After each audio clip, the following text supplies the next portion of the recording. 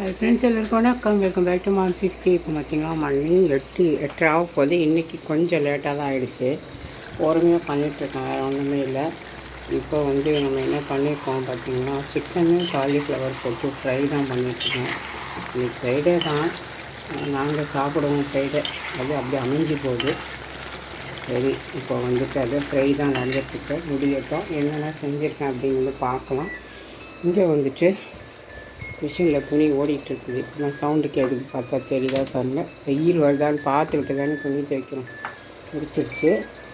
இப்போ 3 குக்கரை வச்சு சமையல் பண்ணியும் லேட்டாக தான் பண்ணியிருக்கேன் இன்றைக்கி. ஓகே, பார்ப்போம் என்னென்ன பண்ணியிருக்கேன். இது ஃப்ரை ஆகட்டும். இங்கே பிரேக்ஃபாஸ்ட்டுக்கு என்ன பார்க்கலாம். இப்போல்லாம் என் பையனுமே ராகி கூழ் குடிக்க ஆரம்பிச்சிருக்கான். அதனால சரி, நான் இப்போ செய்து நாங்கள் 2 பேர் குடிக்கிறோம். என் பொண்ணு புளி பசித்தாலும் புல்ல தீங்காதுன்ற கதை அது. அதுவும் அவங்க அப்பாவும் சாப்பிடவே மாட்டாங்க அதையெல்லாம். அதனால் நாங்கள் மட்டும் ராகி கூழ் நல்லா வெங்காயம் போட்டு கட் பண்ணி போட்டு எடுத்து வச்சுருக்கேன். இந்த வெயில் எங்கள் வீட்டில் ராகி கூழ் பண்ணி வச்சுருக்கேன். அடுத்து இங்கே சாதம் குக்கரில் வடித்து பண்ணியிருக்கேன் சாதம். அதனால தான் 3 குக்கரு.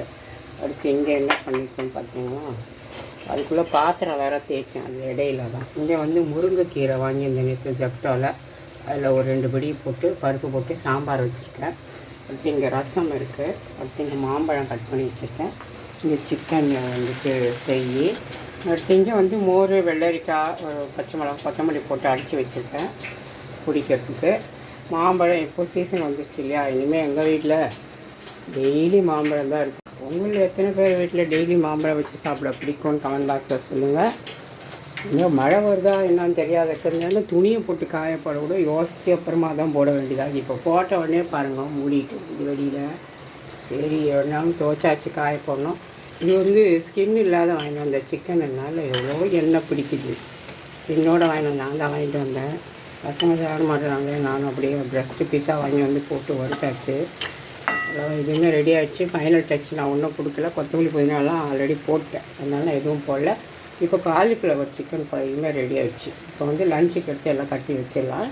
லஞ்சுக்கு என்னென்ன கட்டி வைக்கணும்னு பார்க்கலாம். முருங்கைக்கீரை, சாம்பார், சிக்கன் ஃப்ரை வச்சுருக்கேன், மாம்பழம், ரசம், சாதம் கொஞ்சம், அப்புறம் மோர் அடிச்சிச்சு லஞ்சுக்கு. ஃப்ரெண்ட்ஸ், மணி 12 தான் ஆகுது. இன்றைக்கி காலையில் கூழ் குடித்ததுனால சீக்கிரமாக பசி எடுத்துச்சு. எனக்கு இதான் என்னோடய லஞ்ச் பிளேட்டு. சாதம் போட்டு முருங்கைக்கீரை சாம்பார் போட்டு ஊற்றிருக்கேன். வெள்ளரிக்காய் 2 பீஸு, ரசம், சிக்கன் ஃப்ரை வச்சுருக்கேன், வறுவல். இது என் பொண்ணுக்கு சிக்கன் வறுவலும் கொஞ்சம் சாம்பார், வெள்ளரிக்காய், சப்பாத்தி போட்டு ஒரு சப்பாத்தி வச்சு சாப்பிட்டுப்பான். அது இப்போ வீடியோ எடுக்கலை. சுடும்போது வேணால் நான் காமிக்கிறேன். ரொம்ப பசி, நான் போய் சாப்பிட போகிறேன். வெளியில் பார்த்தீங்கன்னா சென்னையில் பார்த்தீங்கன்னா நல்லா மழை பெய்கிற மாதிரி கருமேகம் சூழ்ந்துட்டுருக்கு. எப்படி இருக்குது உங்கள் ஊரில் சொல்லுங்கள். நான் சொன்ன மாதிரி என் பொண்ணு ஒரே சப்பாத்தி சுட்டு சாப்பிட வந்துட்டா.